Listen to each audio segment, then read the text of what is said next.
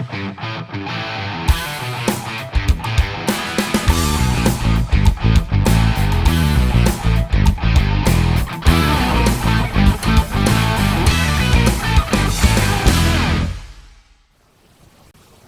going on, everybody? It's me again, Coach DJ Davis, with another edition of Playmakers, brought to you in part by none other than the Just Run the Play company, and also in part with Riverport Creative Group Incorporated. Look, we are always focusing and trying to bring light to people in our community throughout the region that are doing major things. I mean, when I say major, I'm talking about life-changing, image changing, and bringing the community together. That's what's important. And today we have Playmaker, one of my favorite playmakers. I remember when I finally got a chance to meet him at the Master Museum.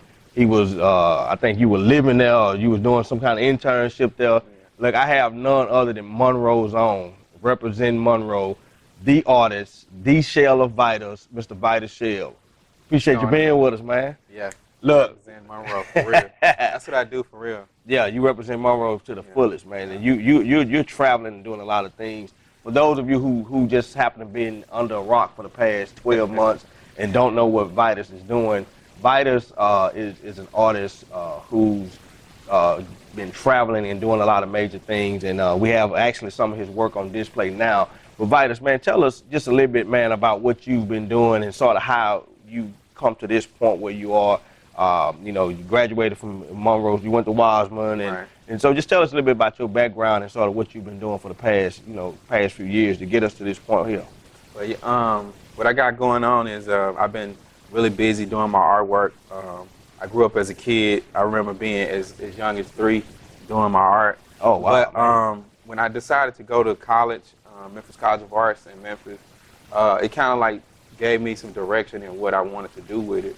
I had some mentors there that kind of like showed me the game, because, as an artist, being a working artist, it is a game. It's just like any other industry. You really got to learn how things go, what to do and what not to do, and what works for everybody won't work for you. You know what I'm saying? So you kind of figure out what you like and what works for you. So. Around 2002, after I was working for a urban promotional company, and everything didn't work out there, I started working for myself. I had a couple other friends that were also artists in Memphis. So I started to really get into it and try to understand the game. Of course, I started buying books because I think as an artist or anybody in the business, you have to educate yourself on several platforms. Not just school, but educating yourself and kind of like getting under somebody else that kind of like know it and has done it and has made the mistakes, so you don't make those mistakes. So that's kind of like how I started like getting into it. And then around 2004, 2005, things started picking up, and they teach you it takes like 2.5 years to kind of like start getting in the swing of it, and in about 5 years you should be at a point where things work. So, and that's what kind of like happened for me. But in 2005, the middle part of the year, I decided to go to college. I went to Ole Miss. I do remember that. Yeah, I went to Ole Miss, and Ole Miss having that piece of paper, and that's why I always tell people, it's not just about the education, and sometimes it's about you having that piece of paper to show people that you are professional, you serious about this. So I was already doing work, and I had been having shows all around the country, getting into jury shows and different things. But when I got that piece of paper, it kind of opened another door for me. It opened me the door to a bigger stage. Wow. Yeah. Now you coming from this area, and there's been several different artists over the past 10, 20 years. Who were some of your influences here locally? I mean, because you say you started at, really noticing at 3 years old. Yeah. But as you started to come up, who were some of your favorites, or did you have anybody that you looked up to here locally? Locally, I had, as far as teachers, I had Darryl Triplett. I had Charlie Meade. Triplett good, yeah. I had a teacher by the name of Charlie Meade, which is from the Ruston area, and I had another lady artist named Linda Ward, which is His name is Charlie Ward. Her husband was the professor at. He was head of the art department at ULM. Okay, For a okay, long okay. time. So you had some pretty good some heavy hitters you were Yeah. rolling with at a young age. Yeah, and they Now- encouraged me to go to school because when I graduated high school, I didn't know what I was gonna do, man. I thought I was probably gonna do the military thing. You know what I'm saying? And that's something I did want to do, but you know, when you come from a certain neighborhood, you limited in things that you know. Yes. But they encouraged me to like apply for art schools, and I did that, and I got into two of the three. Two of them you got accepted in two of them. Yeah. Man, that changed your life probably. Oh, yeah. I mean, think about where you are right now. I mean, Right. going to the military versus, Right. you know, that could have been a big difference maker. Right. Now you, you know, we talked and I see that you know you've been in Memphis, you've been in New Orleans, and right now, one thing I like about what you're doing, and I think is monumental. You are allowing and you're bringing the community together. You know, it's a lot of times what you do casting calls, and Right. you bring just anybody. You know, you tell us. Well, I mean, no matter what you look like, size, Right. height, color, you bring them in and you're taking snapshots. Give us some insight on sort of that idea. Where did that come from, and the importance of that? Because I think it brings the community together. In my opinion, give us some insight on that idea. I guess it kind of came from like me as a kid going to like museums and art galleries and never seeing anybody that looked like me. So I figured it was important that I painted people that looked like me and painted people around me because the work would outlive any of us. Hopefully it'll be around 200 years from now. Yeah. So people could talk about the work and see the people, and they could say, oh, this is what Monroe looked like, or this is what the people dress like, you know, and especially in the black community, like they could say that these people exist, because if we don't document it, nobody else will. And I think it's important that we kind of control our image and have some say in that, you know what I'm saying? Yeah. And I'm not saying that we should be the only people to do it, I'm just saying that we should have some say in that too. Okay. So that's when I started doing the calls and incorporating people around. When I was in school, I did it. I used students that were in classes with me. Now that I'm here back in Monroe, I always make calls, getting people to come and be a part of it. And you know, that's just a part of like, man. You know what? It's crazy that you know we having that conversation, because I was talking to my wife, and she was asking, you know, what was my, you know, how did I want to approach this whole production. And even with the book, you know, one thing that I know, and it's the same kind of way, artwork, somebody 50 years from now, somebody 100 years from now can pick up one of your paintings and get a perception or an idea of what life was like when that was painted. And it's the same thing with this particular production or the book. You know, 100 years from now, somebody just, you know, scrolling through the internet or something, and they say, man, what is this about? And they click on this conversation we have right now. 100 years from now, we may influence somebody just with just one thing you just said now could influence somebody, you know, 100 years from now. And I think that's a very important part of what we should do as our society now, is figuring out ways how can we impact the future, even though we won't be here. And I think through artwork and some of the stuff you're doing, it's definitely going to be an opportunity to do that. Now, you also, you know, and speaking of the book and segueing into that, one of the things that I talk about one of the plays, which is just, you know, that's why we call the show Playmakers and just run the play, because I feel like in life there are plays we run on the day-to-day. You know, we doing this, we doing that, we executing. You mentioned earlier about just how busy you try to stay. And that's one of the plays that we have. Play 2 talks about staying busy. To the people out there that may be trying to figure out what their next move is or what it is they want to do, and they're in between careers or in between decisions, how important do you think it is to stay busy, and how does that influence what you've done in your career? For me, that was one of my goals. I said to myself last year that I wanted to do at least one art event a month. Okay. And now I'm doing like 2 or 3 art events a month. Ooh, yeah, so, it is busy.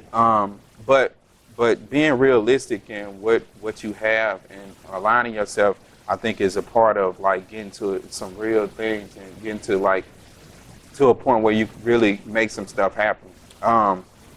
And I say that like I can say I want to build a rocket ship, but I don't have the skills to do that. Yeah, You know what I'm saying? Yeah. So I have to set myself up if I want to build a rocket ship. I got to go sit down. I got to go to school. I got to maybe find somebody else that has done it before. Yes. So like being realistic in things that you do in order to get to a point where you are able to like actually make something happen. And that's like one of my things that I do. And right now I have a artist apprenticeship program. Oh, okay, it's set up, good. Tell us a little bit about that. It's set up for college students, and it's kind of like giving them a real life experience in the art field, and it's giving them a place where they can say, okay, I tried this, and this is something that I don't want to do, or I tried this, and it's something I would love to do for the rest of my life. Oh yeah. So that's important to me. Like you get that real life experience before you graduate. Now, as for this apprenticeship, which I think you giving back because people gave to you. Somebody gave. Yeah. The same thing. And we have to keep pushing it forward. Right. If somebody's out there right now, parent is watching, or even if a young college kid is watching who feels as if they want to tie into what you're doing, because I promise you, in my opinion, you tie into what Vitus is doing, you're gonna automatically be, if you're not good, you'll be half as good as you were before. But tying into what you want to do, how could they reach out to you? What's the best way for them to approach you or get in contact with you? What are are there any requirements? Or tell us a little bit about the acceptance. My apprenticeship program is set up simple. It's set up where I've actually just put a call out to the college professors, and they had the students to apply, and they usually send like a resume and a letter of interest out, and then we kind of like work from there. But you can also reach me on any of my social media. All my social media is set up under the Shell of Vitus. My website is under the Shell of Vitus.com. So it's easy to reach me, and that's one of the ways that I try to also inspire people too on my social media platforms.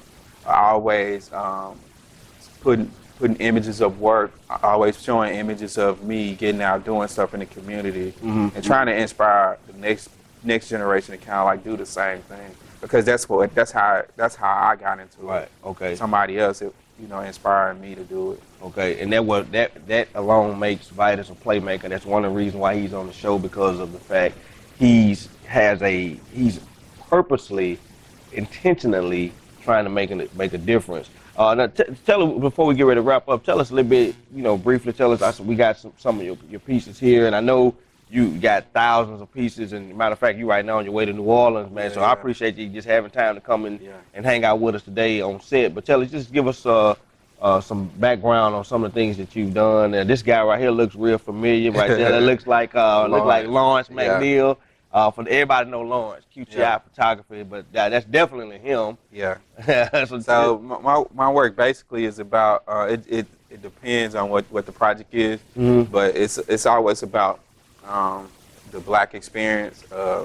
Is usually dealing with something that's going on currently, or something that has went on before that might have affected something that's going on now. So that's what this piece right here with Lawrence, and it's called the Messiah Complex. Okay. And the Messiah Complex is basically people depending on you to a point where you feel like you have so much going on.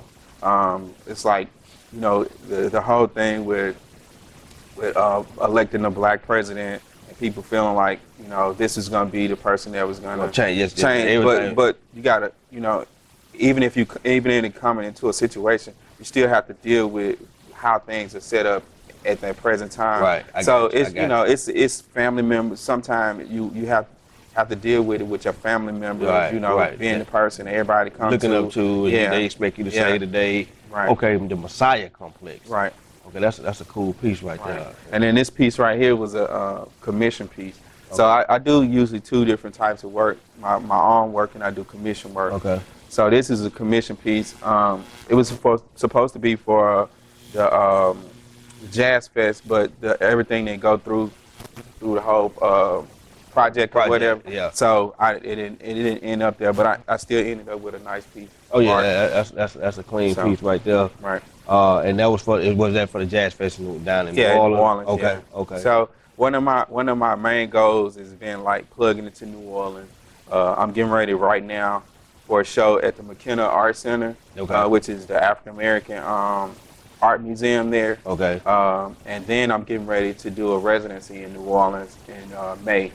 So I'm trying to stay busy. Oh yeah, you are. You definitely Yeah. running play too and staying busy. Matter of fact, that's when I had heard about you, a few years back and been knowing you for a while, but I actually had the chance to meet you. You was in residency, I think. At I was I'm still over there. Yeah. Oh, are you? Okay, okay, good. Now, for everybody out there that's watching right now, and if you're interested in finding out about the apprenticeship, you're wanting to find out about maybe even you're wanting a commission piece. Right. If you're interested in getting a personalized piece or something commissioned for a certain idea, project, or your home or anything like that, do not hesitate to contact this man. He's doing big things. I think it'll be in your best interest to give him a call. The hashtag Vitus Shell of Vitus. That's all of his social media. If you want to get in contact with him, he'll be able to get you in the right direction from the apprenticeship or even a commission piece. Man, Vitus, man, look, man, I appreciate you coming out, man, hanging out with us today at the studio. I mean, I learned a lot just listening to, you talk about your career and some of the things you went through. And hopefully, man, we can get more people in contact with you, man, so we can continue, man, to make this a movement. Right. I appreciate being on the show. Oh, man, it's all good, man. Hey, it's good. Seriously. We'll talk to you again here at Playmakers.